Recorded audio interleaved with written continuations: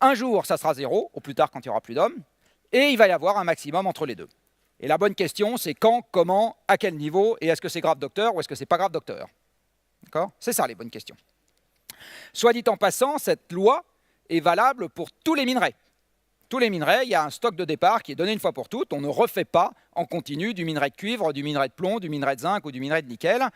Le stock sous terre, il est donné une fois pour toutes.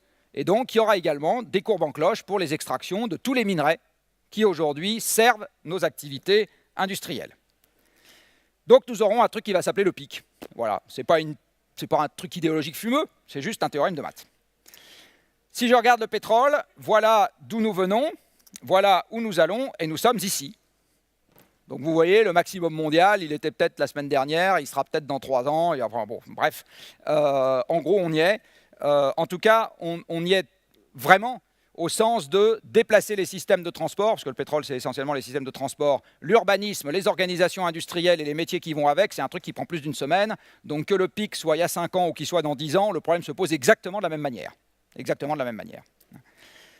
La question à laquelle tout le monde pense en pareil cas, c'est combien ça va valoir, et je vais vous expliquer que c'est une bonne question pour les Français et une question sans importance en ce qui concerne l'économie mondiale. Alors parlons des Français et parlons de l'Europe. Vous avez ici l'approvisionnement pétrolier de l'Europe depuis 1965. Alors tout à l'heure, on nous a dit, enfin la personne qui a fait l'introduction a dit le pic, on nous en parle pour plus tard. J'ai une bonne nouvelle pour vous, pour l'Europe, le pic il est passé. Le voilà. Vous avez en rose la production de la mer du Nord, en vert nos importations, qui aujourd'hui représentent les 3/4. J'ai mis la Norvège là-dedans. L'Europe a perdu 15% de son pétrole depuis 2006. Ce n'est pas parce qu'on est sage, c'est parce qu'il y en a de moins en moins. D'accord? Et la récession qu'on connaît depuis 2007 est, avec ce que je vous ai dit avant, une conséquence parfaitement logique de ce que nous avons vécu depuis 2006 sur le pétrole. Et j'ai une bonne nouvelle pour vous, donc je vous disais tout à l'heure, ça ne sert à rien de dire qu'on veut que le pouvoir d'achat ne soit pas comprimé par la lutte contre le changement climatique. De toute façon, je pense qu'il va baisser. Pour le gaz, c'est exactement pareil. La proportion n'est pas la même, mais en attendant, le gaz est également à la baisse en Europe. Ce qui veut dire, soit dit en passant, que tous les gens, quelles qu'en soient les justifications qui disent le nucléaire c'est horrible, vaut mieux le remplacer par du gaz qui est vachement bien, pas sûr que ce soit si facile. Voilà quel est le potentiel du gaz dit de schiste en France et en Pologne cumulé. Tout ça est une affaire de chiffres. Hein. Donc c'est un non-débat, le gaz de schiste.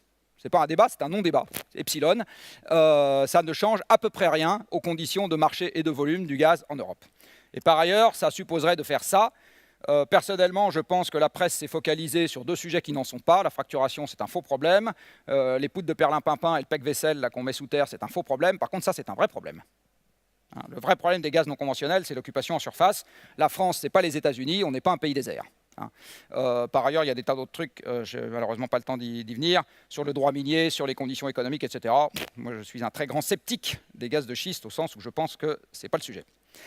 Enfin, nous avons du charbon sur Terre, et le charbon, c'est essentiellement dû aux Chinois pour l'augmentation récente. Cela étant, les Chinois, c'est aussi vous. À chaque fois que vous achetez un truc made in China, vous achetez un truc made in charbon.